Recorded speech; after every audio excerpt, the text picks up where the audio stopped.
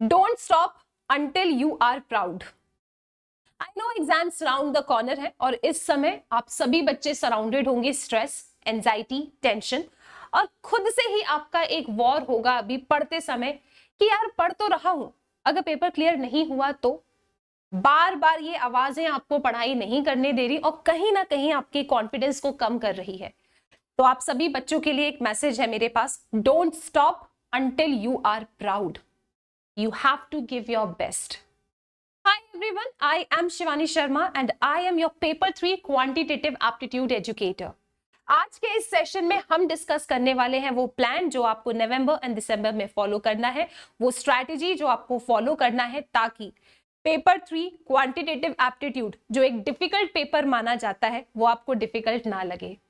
सबसे पहले आप बच्चों को ये एक्सेप्ट करना होगा कि yes we are actually having very limited time and there is a lot of thing to be done. Impossible है क्या? No, everything is possible. बस आपका डिटर्मिनेशन, डिसिप्लिन और डेडिकेशन होना चाहिए। तो सबसे पहला काम जो आप बच्चों को करना है वो ये है कि आप बच्चे सिलेबस कंप्लीशन की तरफ ध्यान दीजिए। आप ऐसा मत करो कि मैम इतने इतने चैप्टर्स में पढ़ लेता हूँ, पेपर क्लियर हो जाएगा। हो सकता है आप जो चैप्टर्स पढ़ रहे हो उसमें से डिफिकल्ट क्वेश्चंस आ जाए। सो आप मैक्सिमम सिलेबस कंप्लीशन की तरफ ध्यान देंगे और ये आपको अपने आप को डेडलाइन देना है कि नवंबर एंड या फिर 5 से 7 दिसंबर तक मेरा सिलेबस तो कंप्लीट हो जाना चाहिए। बच्चे एक बार सब कुछ पढ़ने की कोशिश जरूर करना है। इसके बाद I will share priority wise कौन से चैप्टर्स हैं जिन्हें आप पढ़ के पेपर डेफिनेटली क्लियर कर ही लोगे, लेकिन एक बार आपको ये फोकस जरूर करना है कि हाँ मैं मैक्सिमम सिलेबस कंप्लीट करूं और जो टाइम होना चाहिए आइदर नवंबर एंड और first week of December, you should be able to complete your syllabus. इसके बाद मल्टीपल रिवीजन। रिवीजन एक बार नहीं, 2 बार नहीं, आपको बार बार रिवाइज करना है। रिवीजन में क्या क्या करते हैं मैम, मतलब क्या पढ़ना होता है रिवीजन में? तो आप लोगों के लिए सबसे इंपॉर्टेंट है स्टडी मटेरियल। स्टडी मटेरियल की एग्जाम्पल्स, स्टडी मटेरियल की एक्सरसाइज हाईली इंपॉर्टेंट है। स्टैटिस्टिक्स वाले टॉपिक में तो स्टडी मटेरियल को बिटवीन द लाइंस रीड करना भी इंपॉर्टेंट है। आपका जो चैप्टर है स्टैटिस्टिकल डिस्क्रिप्शन ऑफ डेटा, आप सभी बच्चे जानते हो पास्ट 2 अटेम्प्ट से स्टैटिस्टिकल डिस्क्रिप्शन ऑफ डेटा में बिटवीन द लाइंस क्वेश्चन आ रहे हैं। अगर एक बार रीड कर लोगे तो इस टाइप के सारे क्वेश्चंस बना लोगे। तो रिवीजन करते टाइम आपके पास स्टडी मटेरियल बिल्कुल होना चाहिए। इसके एग्जाम्पल, इसके क्वेश्चंस, आप इसके जो थ्योरी वाले सेक्शंस हैं आपके लिए बहुत इंपॉर्टेंट है। पास्ट एग्जामिनेशन क्वेश्चंस को सॉल्व किए बिना सिर्फ स्टडी मटेरियल को पढ़ के ही अगर एग्जाम में जाते हो तो सकता है आपको डिफिकल्टी लेवल पेपर में मिले, आपको थोड़ा टेंशन हो जाए कि ये क्वेश्चंस थोड़े हटके हैं। तो अपने माइंड को प्रिपेयर करने के लिए आपको बिल्कुल पास्ट एग्जामिनेशन क्वेश्चंस को सॉल्व करना होगा। मैम कहाँ मिलेंगे क्वेश्चंस, कैसे सॉल्व करने वाले हैं, इसका जवाब अभी आपको मिलेगा, लेकिन इसके साथ साथ आपको रिवीजन वाले सेशन में एमटीपीज और आरटीपीज को भी इंक्लूड करना है। अब तुम सोच रहे होगे कि मैम ये सब होगा कैसे? प्रॉब्लम ये होती है मैम हमने इतने अच्छे अच्छे टाइम टेबल बनाए हैं लेकिन हम उन टाइम टेबल को फॉलो नहीं कर पाते।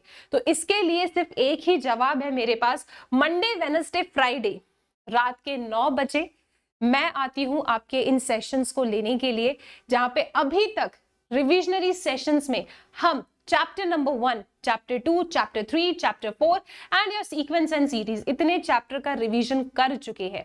रिवीजन प्रॉपर रिवीजन है, डिटेल्ड रिवीजन है, जहां पे मैं आपको concepts, formulas, theories and questions solve करवाती हूं। क्वेश्चंस में आपके पास्ट एग्जामिनेशन क्वेश्चंस में आपके एमटीपीज के सवाल भी होते हैं चैप्टर वाइज। अगर हम रेशियो, प्रोपोर्शन, इंडाइसेस, लॉग पढ़ रहे हैं तो इस चैप्टर के स्टडी मटेरियल के जो इंपॉर्टेंट हटके क्वेश्चन है, पास्ट एग्जामिनेशन क्वेश्चंस में जो सवाल पूछे गए हैं चैप्टर नंबर 1 से, एमटीपी में जो सवाल आए हैं, वो सब कुछ इसके अंदर इंक्लूडेड होता है। कंप्लीट पैकेज है एग्जाम की प्रिपरेशन के लिए। आपको इन सेशन को स्किप नहीं करना चाहिए। अगर आप स्किप कर रहे हो तो आप कुछ गलत कर रहे हो। इस तरीके से आप रिवीजन करते चलो, आप अपने सिलेबस को कंप्लीट करते चलो और आपको रिवीजन के लिए इन सेशंस को डेफिनेटली फॉलो करना चाहिए। एक बहुत अच्छी पकड़ बन जाएगी। और सबसे इंपॉर्टेंट चीज ये है, आप अगर आज स्टैटिस्टिक्स पढ़ रहे हो तो मैं आपको मैथ्स का रिवीजन करा रही हूँ। आगे आगे सिलेबस कंप्लीट होते जा रहा है और जो आप पहले पढ़ चुके हो उसका रिवीजन होते जा रहा है। और सबसे अच्छी चीज बच्चों ये है कि स्पेशल क्लासेस में I conduct test also, chapter wise test होते हैं। आप अगर उन टेस्ट का हिस्सा बनोगे, कॉन्फिडेंस आएगा, जहां पे आपको पूरा टाइमर दिया जाता है कि इस क्वेश्चन को आपको 2 मिनट में सॉल्व करना है। एक कंपटीशन का माहौल होता है, तो एक अलग ही लेवल का मजा आता है क्वेश्चन को सॉल्व करने में। तो I think you should definitely follow each and every class, ये आपके लिए बहुत ज्यादा हेल्पफुल रहने वाली है। इसके बाद बच्चा party, as I promised you, मैं आपको प्रायोरिटी वाइज चैप्टर बिल्कुल बता देती हूँ कि ऐसे वो कौन से चैप्टर्स हैं जिनको अगर हम सबसे पहले पढ़ें तो हम एक सेफ स्कोर की तरफ जा सकते हैं। तो अगर आप ये लिस्ट 1 देखते हो, अगर आप इस लिस्ट 1 के चैप्टर्स को अच्छे से पढ़ लेते हो, आप बिल्कुल आराम से 70 मार्क्स की पढ़ाई कर ही लोगे। आप आराम से क्वेश्चन पेपर को अपना अच्छे तरीके से सॉल्व करके क्लियर कर सकते हो। चैप्टर्स क्या क्या है? मैथमेटिक्स ऑफ फाइनेंस बहुत स्कोरिंग चैप्टर है, आप सब बच्चे जानते हो, 12 से 13 क्वेश्चन इसमें से आते हैं। इसका भी रिवीजन हो चुका है proper. Ratio, proportion, indices, log. देखो लॉग को ये रेड कलर से इसलिए मैंने लिखा है, आप चाहे आपने कोशिश कर लिया, आपने पढ़ लिया, बहुत बार कोशिश कर लिया, बट लॉग के अगर सवाल आपसे नहीं बन रहे, आप फिर उसे स्किप करो बिल्कुल। लेकिन ratio, proportion, indices is easy. इनके भी वैरायटी के क्वेश्चंस जो मैंने सेशंस में करवाए हैं उनको जरूर देखेंगे आप। इक्वेशन सिंपल चैप्टर है, क्वाड्रेटिक वाला टॉपिक महा सिंपल है और उसी में से ही सवाल पेपर में आते हैं। फिर सीक्वेंस एंड सीरीज, अगेन इसमें मैंने आप लोगों को साथ इतनी सारी ट्रिक्स शेयर की है, ट्रिक्स के थ्रू आप विद इन सेकेंड क्वेश्चन को सॉल्व कर सकते हो। वाईटी पे आपको सब कुछ मिल जाएगा बच्चों। Statistical description of data and sampling, theoretical chapter है, मस्त चैप्टर है, 5 से 6 क्वेश्चंस पेपर में आते हैं। Measures of central tendency and dispersion, difficult नहीं है, अगेन हाई स्कोरिंग चैप्टर है, 12 से 13 क्वेश्चंस आपको इसमें से भी मिल जाते हैं। फिर इंडेक्स नंबर, सिंपल है, जितने क्वेश्चंस कराऊंगी उतने प्रैक्टिस कर लेना, 5 क्वेश्चंस आते हैं, आराम से बना लोगे। Correlation and regression, again formula based है, इसकी भी अच्छी थ्योरी है, सेशंस को फॉलो करोगे आपके आसानी से ये चैप्टर्स हो जाएंगे। लॉजिकल रीजनिंग 4 चैप्टर कंटेन करता है, 20 क्वेश्चंस होते हैं, लॉजिकल रीजनिंग में भी आराम से स्कोर कर सकते हो। अगर ये लिस्ट 1 के चैप्टर्स आप पढ़ लेते हो, आपकी तैयारी हो चुकी है 70 मार्क्स की। अब इसमें से अगर एक आध क्वेश्चन कभी डिफिकल्ट आ गया तो आप ये मान लो कि हाँ, आप पेपर में एक सेफ स्कोर की तरफ तो पहुंच ही जाओगे। You can definitely score 60, 65, 70 if you study this list 1. उसके बाद, और ये comparatively easy भी है, they are easy also. फिर बात करते हैं लिस्ट 2 में, sets, relations and functions. Linear inequalities 1 या 2 क्वेश्चन ही आता है पेपर में, इसीलिए इसको सेट 2 में रखा है, डिफिकल्ट नहीं है ये भी। Permutations and combinations, yes, 4 questions अगर आएंगे तो 2 थोड़े से आउट ऑफ द बॉक्स हो सकते हैं जहां पे आपको मेहनत करनी पड़े, लेकिन 2 क्वेश्चन सिंपल होंगे। अगर डिटेल में नहीं पढ़ना चाहते तो बिल्कुल इसकी कंसेप्ट मैप वाली क्लास और इंपॉर्टेंट क्वेश्चन वाली क्लास आपको पढ़नी चाहिए। फिर बात करते हैं प्रोबेबिलिटी, थोड़ा सा यस ये भी डिफिकल्ट है, लेकिन इसमें भी अगर 5 क्वेश्चंस आ रहे हैं आप 2 आसानी से बना सकते हो, थोड़ा सा वन शॉट या फिर प्रैक्टिस कर लोगे तो। और अगर थोड़े और क्वेश्चंस प्रैक्टिस कर लोगे तो these chapters are also not difficult, लेकिन हाँ, हो सकता है कि पढ़ते समय आपको इधर थोड़ी प्रॉब्लम हो, थोड़े से हाई लेवल के क्वेश्चंस आते हैं इन टॉपिक से, बट इनको आपको पूरे तरीके से स्किप करना चाहिए क्या लिस्ट 2 के चैप्टर्स को?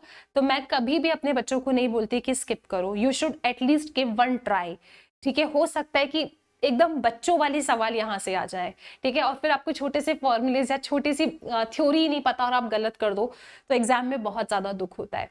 उसके बाद है थ्योरेटिकल डिस्ट्रीब्यूशन, देखो ये आप लिस्ट 1 में रख सकते हो, इसके क्वेश्चंस बहुत सिंपल होते हैं, बहुत सिंपल होते हैं। प्रॉब्लम ये है प्रोबेबिलिटी के साथ इसका नाम जुड़ जाता है तो हमको ऐसा लगता है कि ये भी डिफिकल्ट होगा, but this is not difficult.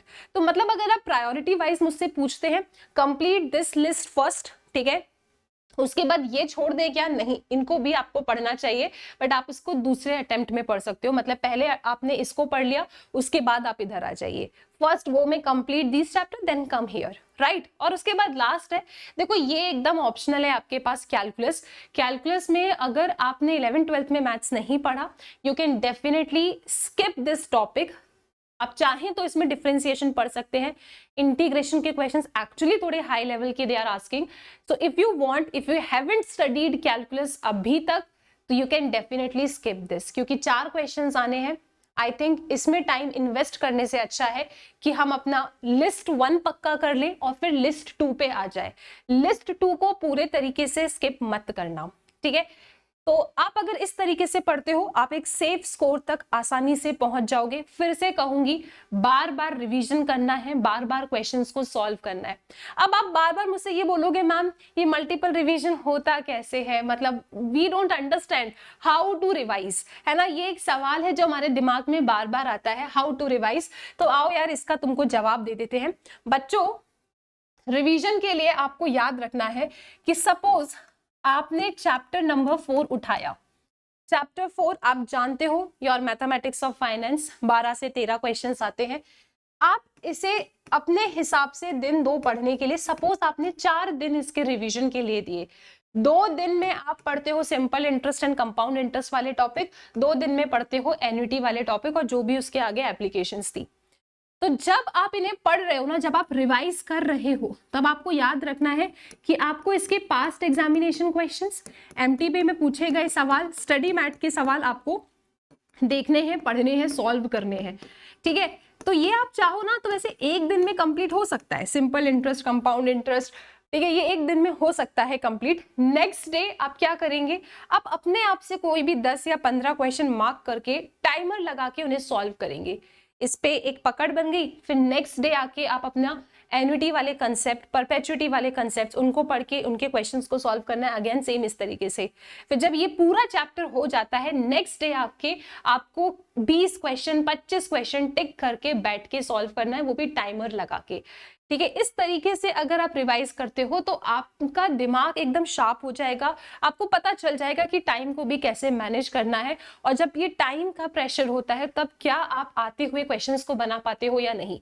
Suppose आपने चैप्टर नंबर 4 पढ़ के खत्म कर दिया, आप चैप्टर नंबर 1 पे जाते हो, आपने इसी तरीके से 2 दिन चैप्टर नंबर 1 को दिया, जब चैप्टर 1 कंप्लीट हो गया, चैप्टर 1 में ऐसे ही आपने 10-20 क्वेश्चंस मार्क कर लिए, टाइमर लगा के टेस्ट दे दिया। फिर नेक्स्ट डे आपको चैप्टर 4, चैप्टर 1 के 10-20 क्वेश्चंस मार्क करके टेस्ट देना है।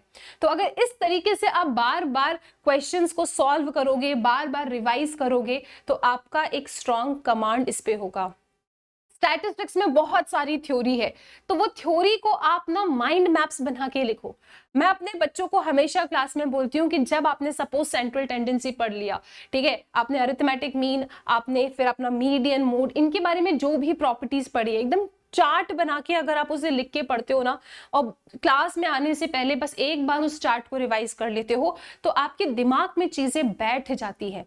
तो जितनी बार पढ़ोगे, जितनी बार रीड करोगे, उतने अच्छे तरीके से दिमाग में चीज फिट हो जाएगी।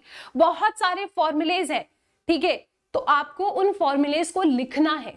अगर आप बार बार लिखोगे फॉर्मूलेज को, क्वेश्चन सॉल्व कर रहे हो, आपको आता है फॉर्मूला तो भी लिखो, क्योंकि जब पढ़ रहे हो तब लिखो, प्रैक्टिस करो।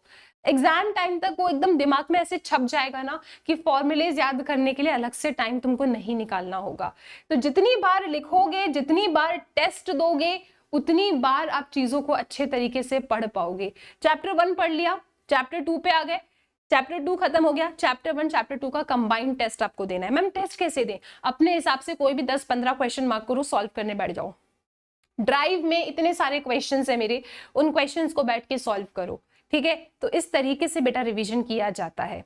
एंड राइट, कुछ भी स्टैटिस्टिक्स को रिवाइज करने में टेंशन होती है ना, पढ़ लिया, एक पेज लो और उसमें तुमने क्या क्या पढ़ा है स्टैटिस्टिक्स में, ठीक है, स्टैटिस्टिकल डिस्क्रिप्शन ऑफ डेटा, उस पेज में सारी चीजें लिखो।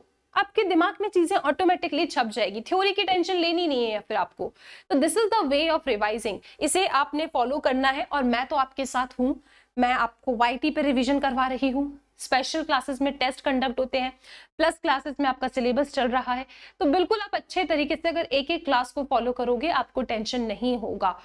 ये है हमारे टॉपर्स फाउंडेशन और इंटर लेवल के, बहुत अच्छे तरीके से बच्चों ने पढ़ के, ट्रस्ट के साथ पढ़ के पेपर को क्लियर किया है। I am waiting to see your photo in the next attempt here. तो आपको अच्छे से पढ़ना है, मेहनत करना है। अनअकैडमी हमेशा बेस्ट रिजल्ट देती है। बच्चा पार्टी, जो भी हमारे बच्चे जून 25, सितंबर 25 की प्रिपरेशन कर रहे हैं, ये रहा योद्धा बैच जो स्टार्ट हो रहा है 18 नवंबर से। बिल्कुल योद्धा बैच में एनरोल करके प्रिपरेशन अपनी करो हमारे साथ, और बिल्कुल यार तुमको भी एकदम टॉपर बनना है और पेपर को क्लियर करना है। नेक्स्ट इंपॉर्टेंट अपडेट ये है कि अभी आपको मिल रहा है 55% of on all CA subscriptions. अगर आप अभी 15 नवंबर तक मेरा कोड SS12 यूज करते हो तो आपको मिल जाएगा 55% ऑफ। तो मस्त तरीके से बैचेस में एनरोल करके स्ट्रक्चर्ड तरीके से अपनी प्रिपरेशन करो, और फिर से बोलूंगी आपको, don't stop until you are proud. सारे सेशंस में बने रहो, दिन रात मेहनत करके पेपर डेफिनेटली हम क्लियर करेंगे।